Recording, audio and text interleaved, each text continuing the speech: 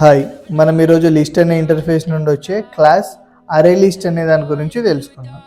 అరే లిస్ట్ అనే Java collections ఫ్రేమ్వర్క్లో ఉండే ఒక డైనమిక్ అరే.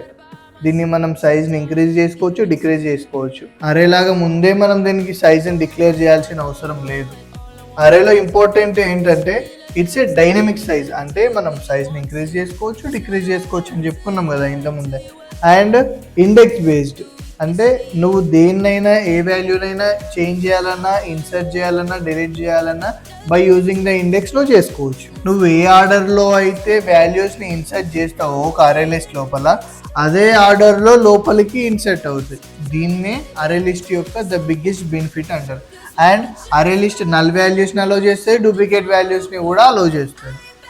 ఇక పర్ఫార్మెన్స్ విషయానికి వస్తే అరే లిస్ట్ అనేది చాలా ఫాస్ట్, బట్ డిలీట్ చేసేటప్పుడు మాత్రం కొంచెం స్లోగా అవుతుంది. ఇది దీనివల్ల వచ్చే మనకు డిసడ్వాంటేజ్.